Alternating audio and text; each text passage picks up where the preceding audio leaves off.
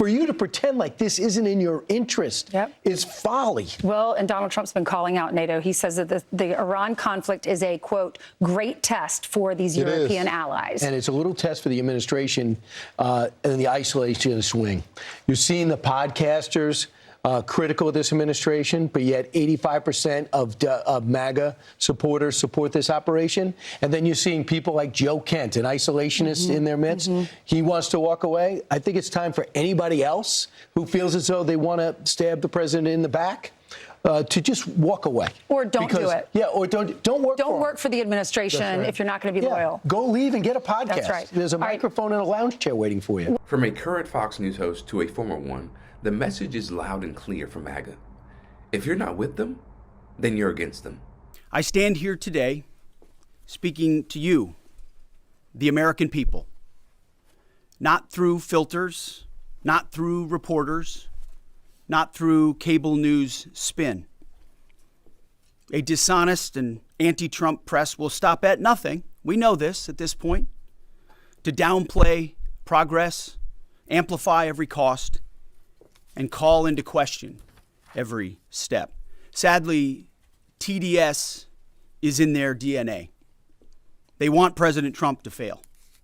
But you, the American people, know better. To the patriotic members of the press, nobody can deliver perfection in wartime. This building knows that more than anyone. But report the reality. We're winning decisively and on our terms. Hegseth really took it back to his Fox days during this chilling press briefing, putting on his cable news persona to pit the American people against the press in typical Trump fashion. Yes, there are reporters in front of me, but they are not our audience today. It's you, the good, decent, patriotic American people. You, the hardworking, tax-paying, God-fearing American patriots. The media here, not all of it, but much of it, wants you to think, just 19 days into this conflict, that we're somehow spinning toward an endless abyss, or a forever war, or a quagmire. Nothing could be further from the truth. Hear it from me, one of hundreds of thousands who fought in Iraq and Afghanistan, who watched previous foolish politicians like Bush, Obama, and Biden squander American credibility. This is not those wars. President Trump knows better. Epic fury is different. It's laser focused. It's decisive. Our objectives, given directly from our America First president, remain exactly what they were on day one.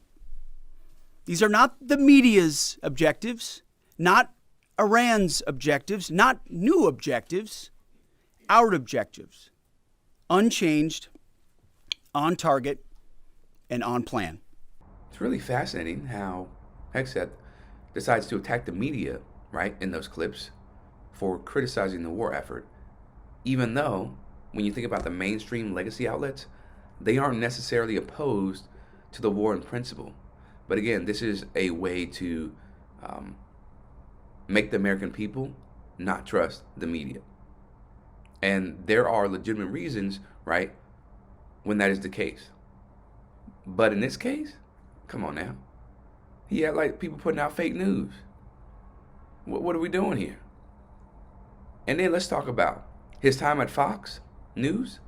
Oh, that definitely is playing a role in how he approaches these press briefings, because he's not looking at it from a professional standpoint. He's looking at it as a guy who was entrenched in the Fox News model and the way of going about things, which is to, again, attack the media, constantly gaslight the media, gaslight the American people, and get you to think something that isn't even remotely true. Given the updated degradation in strike target numbers you laid out, how close would you say we are towards achieving the president's objectives, and what is the end game of the operation without divulging any sensitive battle plans? Well, we wouldn't want to set a definitive time frame on that, but as we've said, we're on plan. So we're looking at those metrics very closely, relaying that to the president and the national security team. but feel confident that as, again, we're more stand in means we're over the top, even further in, and we have even more of an exact sense of what we're striking and why, and even more dynamically, meaning because the intelligence improves, we're able to more quickly identify targets when they, let's say they come out of an underground facility where they've been hiding, and able to strike it before it strikes or right after it shoots. But we're very much on plan, and that's why I want to speak to the American people here. You hear a lot of noise about widening or new missions or speculation about what we should or should not be doing. This is a clear set of objectives. The president has given us every capability we need to accomplish that. We've got the best in the world in uniform executing it on the ground. They believe in and are invested in this mission, and it will be at the president's choosing, ultimately, where we say, hey, we've achieved what we need to on behalf of the American people to ensure our security. So no time set on that, but we're very much on track. Absolutely. How does Hegseth expect us to believe any of what he's saying when he said this later in the same press briefing? We can hold anything at issue, anything. The United States military controls the fate of that country. Iran has the ability to make the right choices. It should not, going forward, target Arab allies, Arab countries, trying to create pain, the pain that they created themselves. This mindset right there by Hegseth is a perfect encapsulation of how MAGA wants to rule the country and operate in general, where first they place blame, right, on the country that we attacked first and say, oh yeah, you created this pain. But then also, yeah, we're all powerful. Like we have all the control on what happens to the country. Like we control their fate. And that is what MAGA wants to do.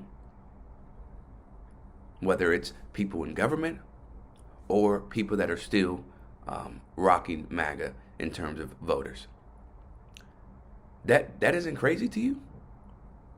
I mean, it is a little ironic for the voters because the government has more control. And weren't the MAGA voters saying like, yo, we need less control from the government? Or y'all just pick and choose? Okay, got it.